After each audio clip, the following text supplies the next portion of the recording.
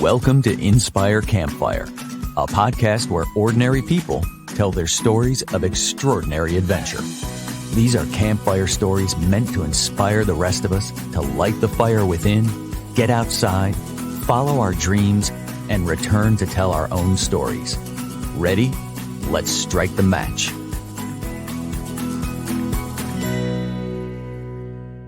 Welcome to the show. I'm your host, Scott Wurzbacher, and today we're talking about how one courageous leap, sometimes literally, can spark life-changing transformation. Our guest is Andrew Delmenhorst from Royal Oak, Michigan, and he's the founder of Pygmy Elephant, a company that designs self-guided adventures for travelers around the world. Andrew's team recently coordinated a trip my daughter and I took to Patagonia, and it was truly unforgettable. Every detail was handled flawlessly with thoughtful extras that made the experience deeply personal and special. Andrew launched Pygmy Elephant in 2015, inspired by a moment when a bungee cord helped him confront fear and tap into a deeper sense of possibility. After leaving his job to travel for a year, he combined his passions with his business background to build a company that challenges, surprises, and delights its customers through unique adventure experiences. I've experienced the magic firsthand, and I'm excited to share his story with you today. Andrew, welcome to the campfire. Thanks for having me, Scott. Pleasure to be here. Oh my gosh, I'm so excited. And as I was reading the intro, I said a bungee cord. I guess it's more than a bungee cord. A bungee jump is something. Yeah, I mean, it was, thank God it was connected to something else, the cord.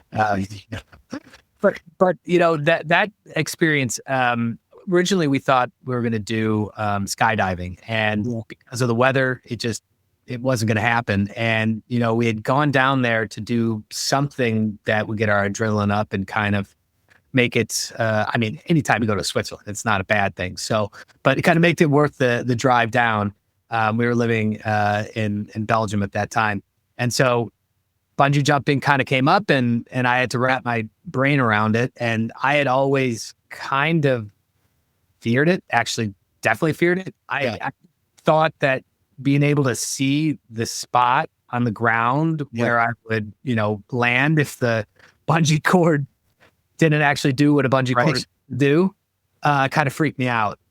So, you know, for the last, for a good couple hours before we went, I was sweating. You know, I think I had to pee 5 or 6 times, gone right up. It took 2 hours to get to the place that we were going to do it. And just, you know, being able to do something that I didn't think I was going to be able to do. I really, you know, had never thought I could do it. I'm just, you know, making that jump and kind of screaming as I did it. It was such a cathartic experience, and made me think, well, if I could do this, something that I didn't think I could do, what else can I do? And I think that was kind of the segue to talk about, you know, Pygmy Elephant. Is I said, well, I've always wanted to do something else besides work in procurement, capital projects for a large multinational company. And it kind of just gave me the courage to do something else and to take that sabbatical and travel for a year. It's crazy how literally one leap can lead to something so big. And we're going to get into that. I'm super excited. Yeah. For listeners that aren't familiar, what is Pygmy Elephant? Yeah, Pygmy Elephant is a self-guided tour operator that specializes in hiking trips, comfort trips mostly. We kind of tailor the experience to your requirements by a team of our experts. And then, you know, if anything needs to be adapted while you're traveling, you have any issues, questions about weather, transport, things like that, we have 24/7 customer support while you hike. Yeah, so the reason why you and I are even talking today is because I was a customer, and I had an opportunity to go to Patagonia, and y'all's team organized the whole trip, coordinated it, created all the logistics, made all the reservations, basically just handed me a turnkey packet of information. My daughter and I were just able to go, show up, and have this extraordinary adventure with all of this information right at our fingertips to be able to just enjoy the experience.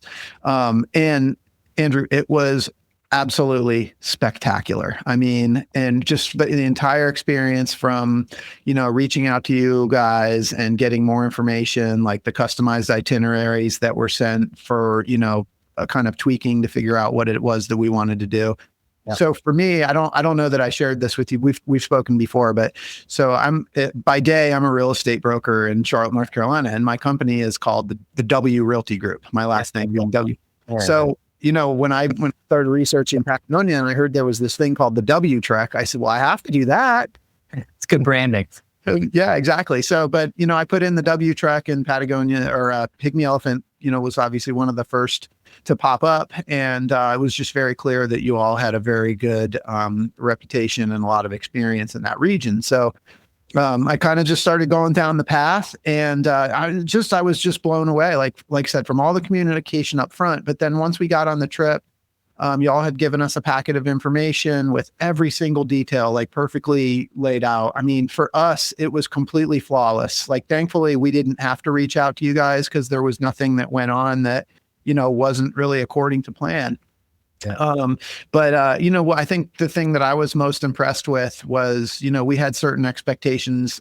I went with a college kid, so we just did the budget friendly option and planned on staying in tents the whole time. And, we figured it was just going to be very bare bones, but there were some unexpected extras along the way that were just like, wow, this is, a couple of the accommodations that we stayed at were just unbelievable. And just, the amenities, but also kind of the logistics around how that particular stop played out into the timing of the hike the next day that got us to one of the highlights of that trek before everybody else did. And so I can't say enough. The team was great. The information that y'all shared with us was just fantastic. And I'm a huge fan. So, and you guys aren't paying me to say this either. But endorsement, maybe I should. That would be great. I love it.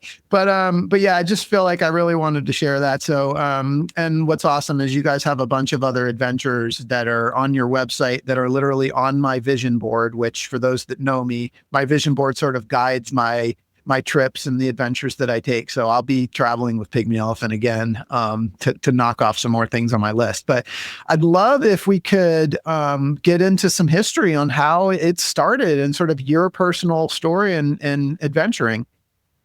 Yeah. So I went overseas when I was about 26. I went over to go to school over there. I'd always wanted to travel. I backpacked around when I was 20 in Europe, and I kind of fell in love with it and wanted to figure out how to get back there. So, without going over there, I had a plan. So I went back to school there, went to get a master's degree, and then started working there at a big German company, which, it was great for the time. I learned a lot. And I lived in Germany for 5 years, from 2007 to basically 2008 to 2013. And at that time, I loved the experience, but I wanted to do something different, and I didn't know what. So at that time, I kind of thought, I need a break. I need a brain break. Like, it's really hard to figure out what to do next when you are mentally thinking about your job every day. Yeah. It's really hard to have a side hustle. And I really respect people that could do a side hustle and have the mental, fortitude to do your main job and side hustles and all of these things. For me, I just needed that break. And so in 2014, I took a sabbatical, and, I'd saved up some money from a couple of years and just started travel. And, my girlfriend, now wife, was, super supportive, which I definitely don't take for granted. Without her support, I wouldn't have been able to do that. And so I started off thinking I wanted to do something in travel, start a little travel blog to document my adventures. And the very first thing I did was go do the Camino de Santiago. So I spent 40 days. Actually, it was more like 35, hiking from Saint-Jean-Pied-de-Port in France all the way to Santiago de Compostela in Spain.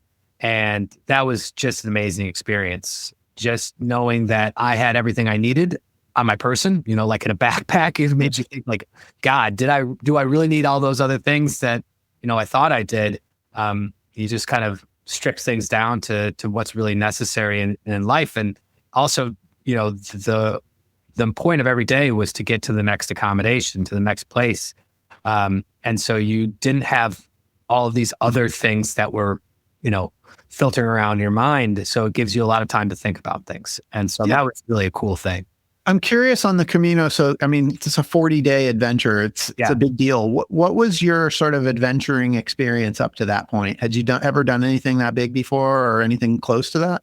I mean, so I traveled in Europe quite a bit, but nothing like that. I mean, skiing in different locations and maybe doing a couple of 2 or 3 day hikes. We did a couple of those in different parts in Germany, but nothing big like that. So it was a thing. Like I remember feeling just like, can I do it? What happens telling all these people I'm going to hike it, and what if I can't do it and I have to stop? How embarrassing that will be. And kind of thinking about my ego, which, I mean, it's hard to quell the ego, but at the same time, it wasn't about that. It was about just the experience overall. So it was really. So what happened to you on that trip? Like, as just kind of almost spiritually, I guess, is what I'm looking like, because I think it sounds like you had a pretty eye-opening experience. Yeah, I mean, I say it's a life-changing experience, and you see some videos of people going into the Camino and wanting to have that experience, and I think when you have built it up, it's harder to kind of achieve that. I didn't go in knowing any of that, right? And I've done a lot of research afterwards about the Camino.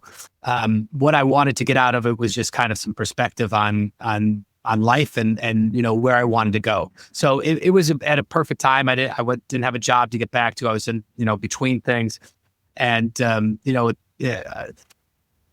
it's about also figuring out that life doesn't have to have like some major goal.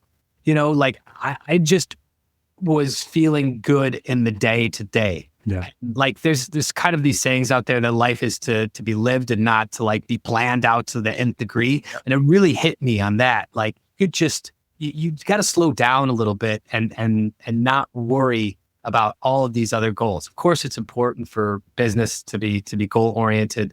But if you lose the fact that the life is to be lived and taken every day, I think you're missing something. And that's one of the things that it reminded me that there's so much just nice pleasure in life and living is just good. It's just nice to live and to not have to be a different person or to achieve things. Yeah. What was the people side like on that particular trip? So you meet people from all over the world too. And that's one of the coolest things.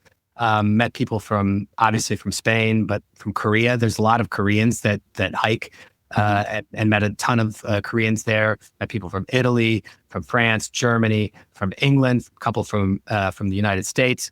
And you almost form this little Camino family that looks after each other, right? Mm-hmm. And there's different roles that each of them plays. And it's kind of a microcosm of life too, of different roles. And some people are leading, some people are providing that emotional support. Some people are taking care of where they should stay for the evening and the accommodation. And it's funny how things just kind of work out with these little subgroups, and you see them all over the place after, 10, 15 days, people kind of mingle together and start these Camino families. So it's a really cool, weird integration of different personalities into this cohesive group. Yeah, I love it. And just, I got a taste of that on the W Trek. It's only 5 days. You're 40 days on the Camino. But one thing that I loved about that is everybody's going in the same direction. And, the people that are going in, well, I guess you can go in different directions, but the people that are going in the same direction are typically staying in the same general refugios each night. And so you get to know people as you go, and every night you get closer and closer to people because you keep seeing the same people. So even though it was just my daughter and I that went, by the end, we had made a whole bunch of friends that we were hiking with and hanging out with. And I'll give a little teaser because we're going to be doing an episode here about my experience on the W Trek, and we're going to be including some of the people that we met along the way, which is going to be super fun. But yeah, it's the people side of it. It's just the people that you meet along the way. It's so interesting. So was it a solo trip for you? Yeah, it was a solo trip. Yeah. So I think that's overall when you do these hiking trips, and it's probably similar. I've never done anything like a through hike, but for the AT or the Pacific Coast Trail. But you got to think that you're meeting people that have a like-minded itinerary and plan, and you end up really getting close to them. And if you think about that too, like how many times do you really spend walking with somebody and talking for hours and hours, without distraction, without, like TV or watching a movie or getting food or something like that, just walking and talking. So you get to know people super well when you do these trips. Yeah, I couldn't agree more. So how do we go from the Camino de Santiago to deciding we're going to create an adventure company? Yeah, I really liked the idea of going from point A, B, C, D, all on kind of my own power, and just the kind of the satisfaction you get from doing that. And I did a couple of other trips that were similar. So I biked from Brussels. So in 2014, we moved to Belgium. I biked from Brussels over the Alps into Italy.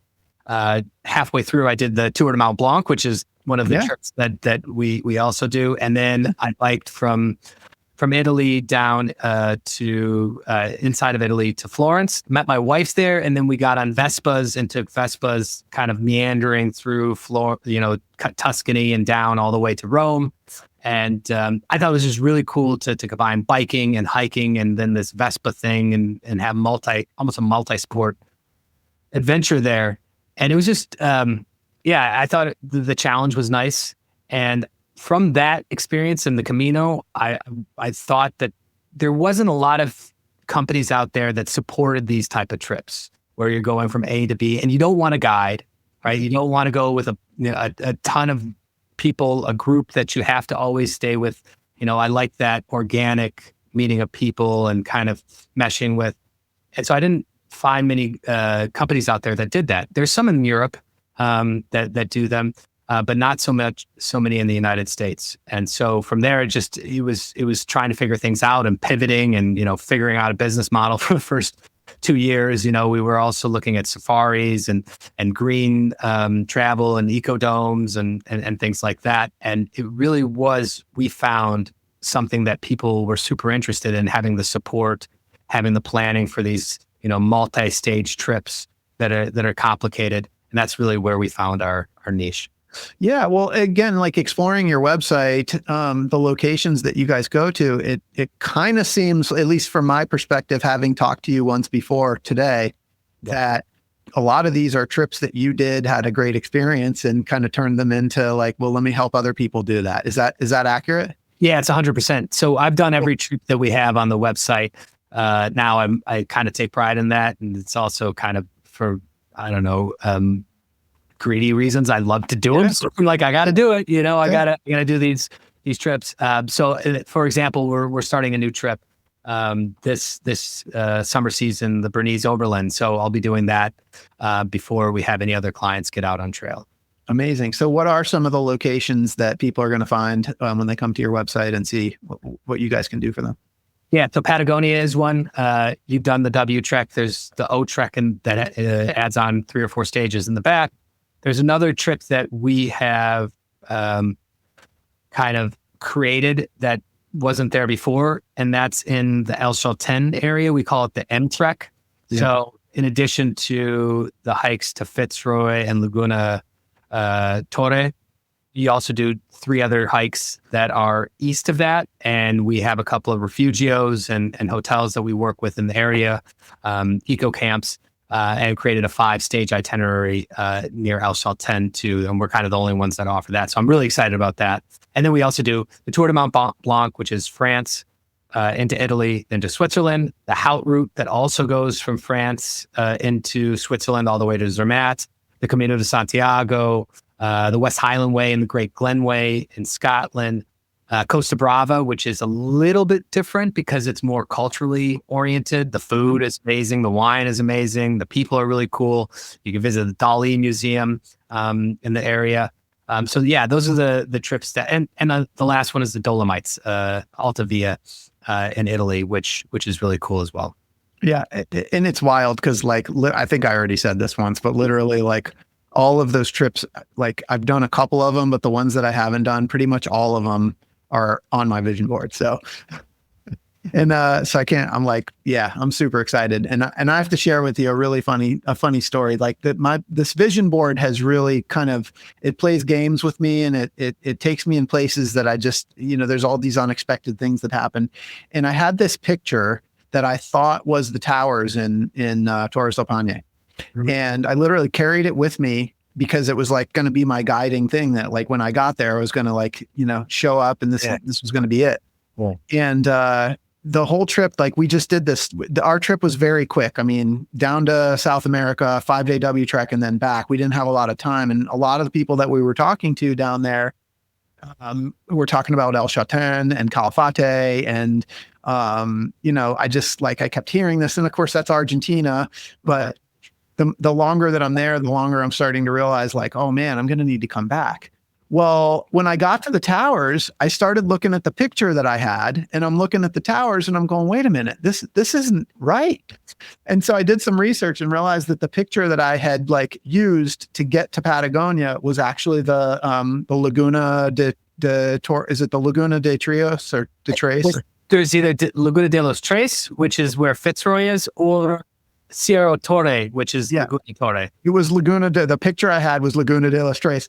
Yeah. And so I got all the way back home, and I told my wife, I got to go back to Patagonia. Yeah. So there's another trip, this new one that you created. I mean, I might have to do that one too. It's amazing.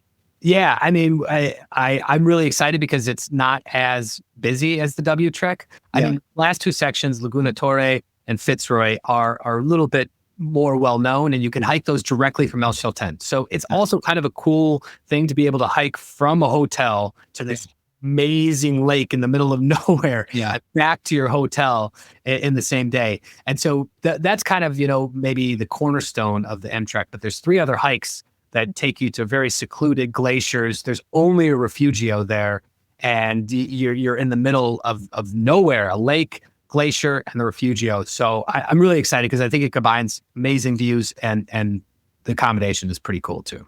Well, I'm not sad about having to go back.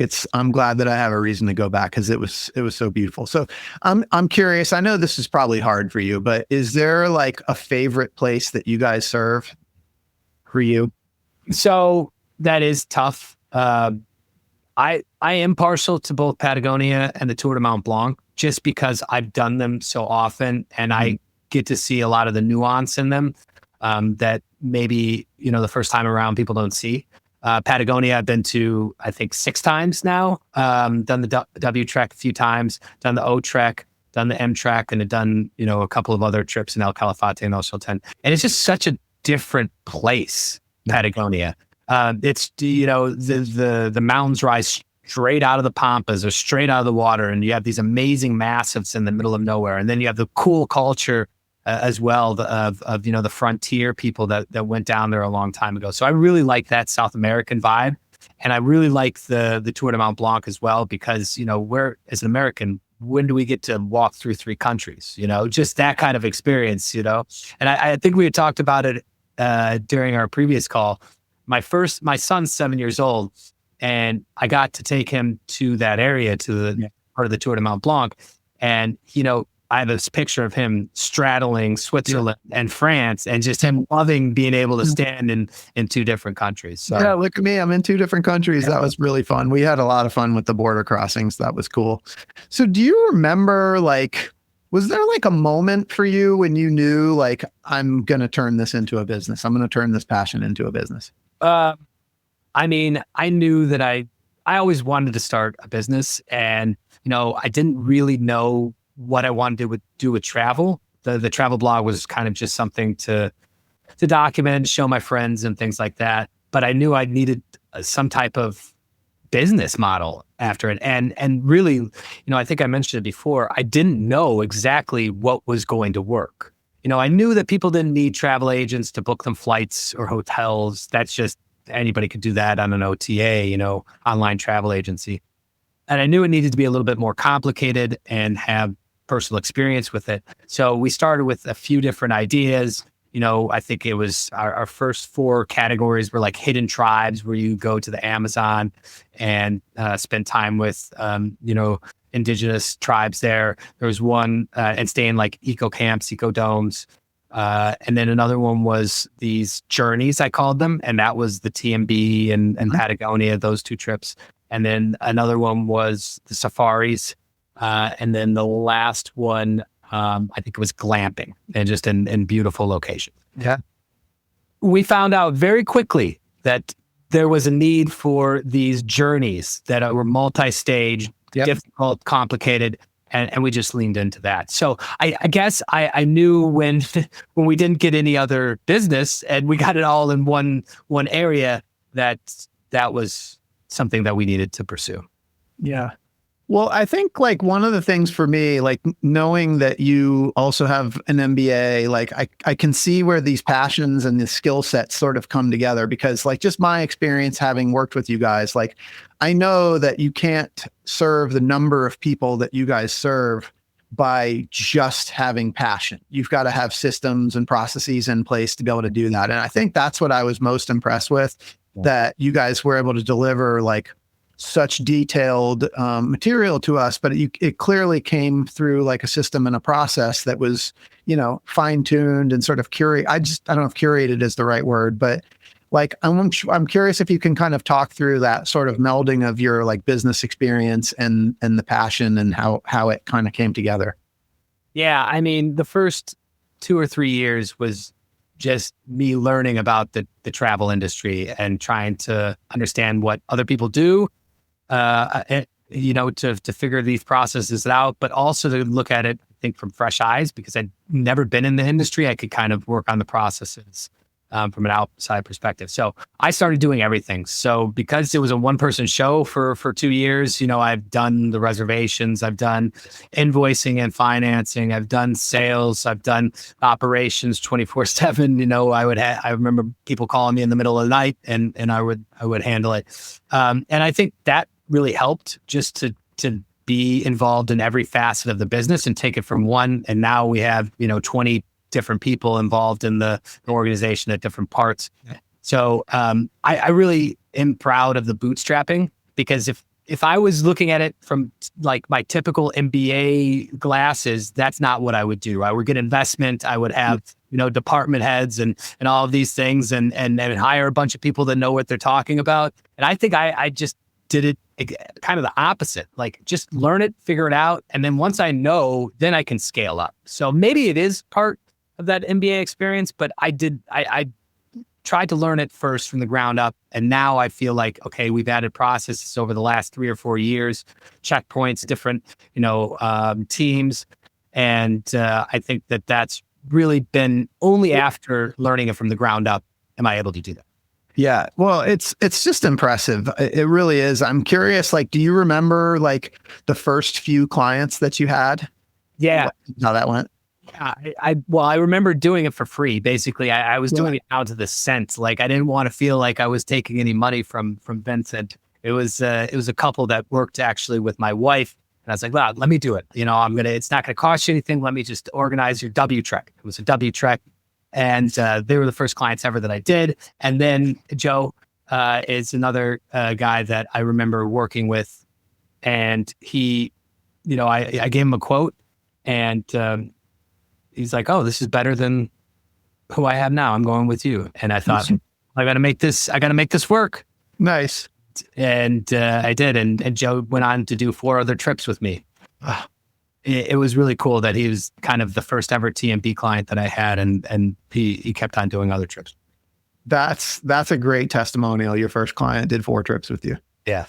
Yeah. Fantastic. So for listeners, what is like kind of the organization of Pygmy Elephant look like today? You were a one-man show for a couple of years, but that was 2015, and it doesn't seem like that long ago.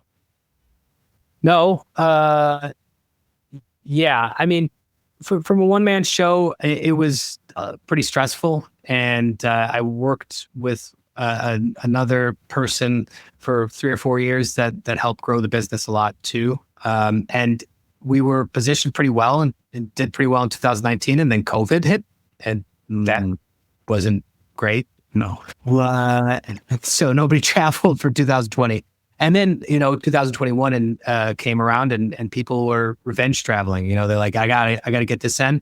And so really that was the time that we started I started bringing on other people, and we had 2 employees in 2021, 5 in 2022, and it just kind of kept going. And one of the things that I'm most proud of is the second employee ever is still working with us. Nikki is our head of sales. And I think that I'm really proud of the development from other people, and just being able, when I look at it, people being able to have a lifestyle and depend on me as a company to provide is really cool. So I like that too. Being able to have staff that make a living out of doing something like this.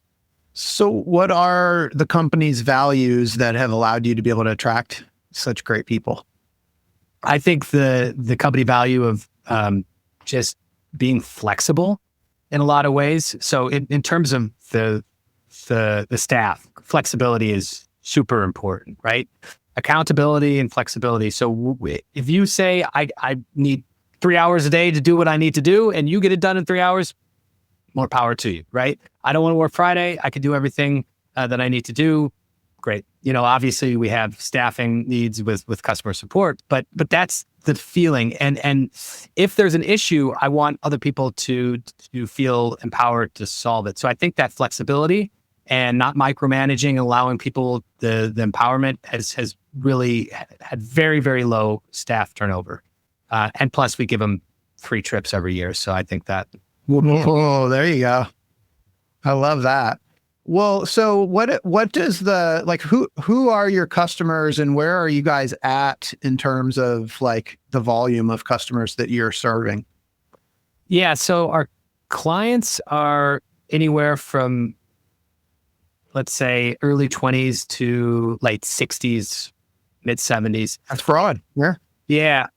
If we're going to look at the group that has, I would say the highest density is 55 to 65. Yep.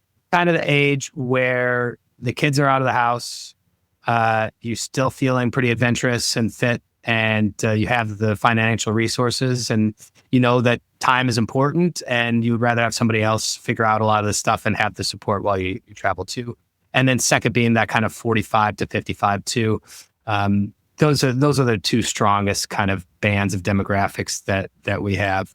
And then we have about, last year, I think we had 1,070 hikers with us. Amazing. Yeah. And we will definitely do at least 20% more hikers with us in 2026. Yeah, that's incredible. Like how do you, like, what do you attribute that growth to? I think just being obsessive with the client experience and doing a lot of it in the beginning myself. And it's hard to ask somebody else to be as concerned about your clients as a business owner as you just kind of naturally have them, it's your baby. It's hard to replicate that. And of course, I do feel like people still feel very strongly about it, but I've been involved in the operations, and I'm still we have different teams, and I'm still running the operations team. I think that just being involved so much with how things run and making sure that the customer has a good experience is we just have really good word of mouth referrals. Yeah, that's great. And I mean, like the values, we talked about that from like an employee staffing perspective, but like overall company values, what are the ones that are most important to you? So I think that it's important we work with as many local companies as we can. So we try not to book people in Hiltons or, I have nothing against Hilton, right? It's just that we want to see the money stay in the communities that we work with. And we also wanted to do it sustainably. So, for example, we've worked with the Legacy Fund and Torres del Paine. So we've given to them, and we're considered a Cuernos partner with them. So I think that kind of giving back and making sure that the areas that we're working in are not getting overworked in, right? Over tourism is a thing. So that's another thing with the TMB. We want to work with the hut providers to make sure that, it's a sustainable flow. Altavia, that's a big thing that's happening right now too. So it's having discussions with the accommodation providers too, because it's a double-edged sword. You have to have people come and visit for people to have an economic lifestyle, right? But if you do it too much, then you're hurting nature, and then you're going to hurt your economic future too. So it's a very difficult line to walk. And, I don't know if anybody has exactly the right way to thread that needle, but just being cognizant of it, I think is something that we try to do here. Yeah. I think it's an important piece. And I mean, I appreciate that you guys have like a focus on that side of it. Just in terms of the trips that you provide and kind of what it does for people, I know you have some strong feelings, as I do, about the value of adventure and what people can expect from these kinds of trips. Like, what's your experience been with, like, what other people are getting out of these experiences? Yeah, I mean, so one of the things about Pygmy Elephant is that we wanted people to see a benefit from these trips longer than the actual trips themselves. It's great to be there and have that kind of breath of fresh air and what have you. But I think that the trips themselves kind of empower you later on, and that feeling that I had of doing the bungee jump and just taking that, that feeling forward, I really want people to have too. When somebody says like, oh, I don't know if we could have done it without you. And I had this amazing experience with my family that we're always going to remember. And I bonded, I met all of these cool people. I mean, that for me, is the reason that I like to do it, because it gives you selfishly, it gives me a good feeling when people are saying like, I love that you allow me to do this. So I don't know, that kind of is the coolest thing about, there's a lot of other cool things, but I like that a lot. Yeah. Well, it's funny. I was just thinking about like you and your experience. I mean, you've gone and had this like experience, like even with the bungee jumping, but the Camino, and you personally doing these trips, and now you're providing that for other people. I guess I'm curious, like, have you encountered anyone that's been on one of your trips that has gone through like a major life change because of one of your trips? I mean, there's some examples of people saying that, they had this family trip that they're going to remember for the rest of their lives. Mm. I haven't gotten anybody that's told me that I can think off the top of my head that they've quit their job and dedicated their life to travel. I'm waiting for that, and hopefully it'll come. But more of the responses I get are like, it gave me time to think about things. People don't want to get too personal about, things that they're going through, but, this time in my life allow me to have a different perspective. I hear that one quite a bit. Yeah. Yeah. It's magic. I mean, it's life-changing, it's the nature, the adventure, the being with people. I am curious. So Pygmy Elephant, it's a unique name. Can you tell us the background behind the name? Yeah. I mean, first of all, I didn't want to be just some noise, right? Pygmy Elephant is something that you kind of remember. Elephants always remember. So, but the real kind of reason is that pygmy is small and elephants are large. And that's kind of a play on the trips that we have too. Yes, they're just a small part of your year, a week, 2 weeks or something like that, but they have an overarching impact on your life, hopefully. Being able to do something that you didn't think you were going to be able to do, and taking that kind of that feeling forward into your everyday life. Yeah. So, I mean, I'm curious because the way that you shared this story with me, a lot of this started by taking this small little step, doing a bungee jump. And it's like this little step that seems to have turned into a big, big adventure, your life's adventure in creating this incredible company, Pygmy Elephant. I mean, are those two things connected?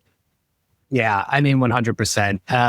I was reading Paulo Coelho. I think I'm going to butcher his last name. He's a Brazilian author. Yeah, he wrote about the Camino. And, I think his quote is the the journey of 1,000 miles starts with the first step. And I really believe that, just getting moving and getting started on something, it's amazing what the momentum will do for you. So again, I didn't have everything planned out for the company. I had an idea and just kept going. And I think that's something too. There's a momentum to things, right? So when you get back from your trip, you try to take that feeling, you try to keep it moving forward and keep it positive in your life. Yeah, I love it. So I'm curious, do you still travel, and are there places that are still on your list that you have yet to travel to? Yeah, for sure. I mean, every year I'm doing some trip related to Pygmy for research and honestly for pleasure. Yeah. But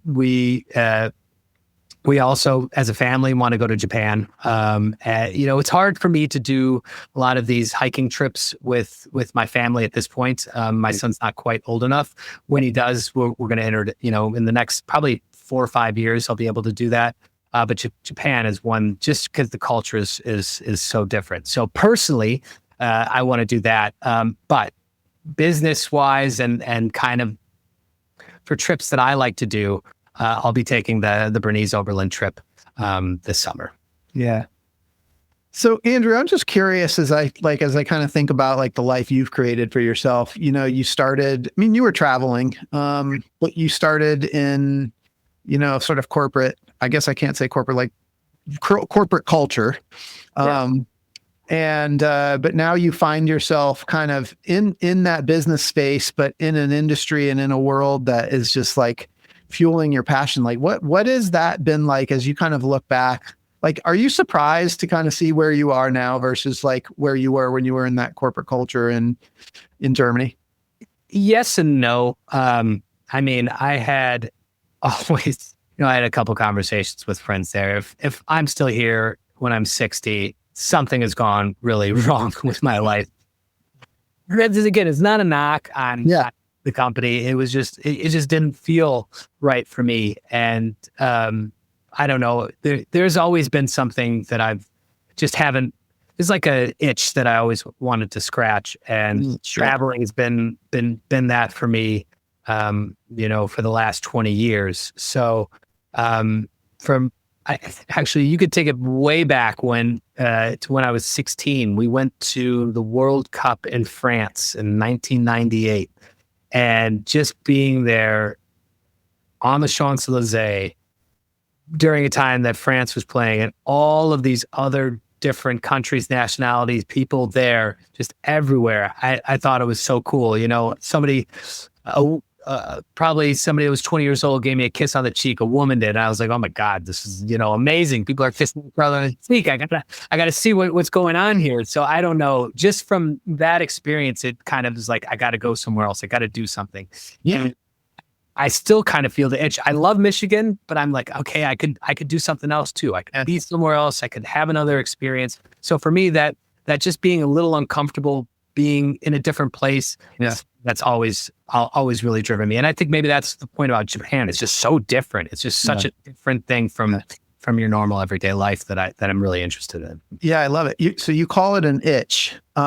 Talk about this a lot on this podcast. I call it the voice inside that calls us to adventure. Yeah. I think part of the goal of this podcast is to encourage people to listen to that voice or scratch that itch. What advice do you have for people that maybe feel that itch or listen to that or have to hear that voice, but, kind of need that nudge to go do the thing? You're always going to have different things that you can do with your life. Try something that's different. It's, even if it doesn't work out exactly the way you want, you have a great story to tell. So, for me, I've always kind of listened to that. And it's just the idea that I try to think about is what would happen if I didn't? Again, if I'm 60 years old and sitting here at this, cafeteria table and I haven't done it, what would I be regretting, And I think if I place myself into the future, what would I want? What would I have wanted my younger self to do? I think most of the time you can make the right decision. Err on the side of interesting and adventure, don't err on the side of boring and the same thing that you do all the time. I love it. So if people want to find out more about you or Pygmy Elephant or book a trip with you, what's the best way for them to go ahead and do that? So our website is pygmy-elephant.com. Pretty easy. Pygmy is with 2 Y's, pygmy-elephant.com. That's the easiest way. Check out what we have. Check out kind of what we stand for. Check out the blog post. Learn a little bit about us. And if you like it, there's ways to inquire on the website. And we also have Facebook pages. You can find us Facebook, Instagram. Love it. Well, we'll put links to the website and your social media in the show notes. I mean, you've got this epic story. I mean, it starts with standing on an edge and jumping and doing this bungee jump, but then all of this that ensues afterwards. I mean, Andrew, at some point, Hollywood's going to pick up on your story and they're going to want to make a movie about you. And when they do, I want to know who's going to be the Hollywood actor that's going to play you in your movie. Yeah, so I would like to think it would be like Bradley Cooper, but I think it's probably more like Nicolas Cage. He has quite a big nose and sometimes a little theatrical. So I guess probably Nicolas Cage would do it. Nicolas Cage, I love it, man. He's great. He is great. Oh man, fantastic. What's your movie going to be called? Searching for Meaning. Ah, nice. Searching for Meaning, starring Nicolas Cage. I mean, that's... Get it going. Yeah. Give me some words on that. Searching for meaning. Yeah. I mean, I think that hiking and that adventure and all of that stuff is it a search for something bigger than us somehow? When you sit outside and you're in the Grand Canyon and you look up at the sky and you just see, 20,000 stars, you just realize how small you are. And you're like, well, why me? Why am I here in this kind of infinitesimal going on? Why is there something rather than nothing? And I think that nature just begs that question a lot. So I think for me, going and traveling, being in other places, searching for something different, something outside of the normal. That's why I went to Germany. That's why I went to Belgium. That's why I started, moved away from the company, just to search for something that makes me feel happy, alive. Why? I don't have the answer to it, but yeah. I think that's the thing about the search for meaning is, I don't know that we ever fully find it, but I am curious in all of your travels and all of your adventures, what have you found so far?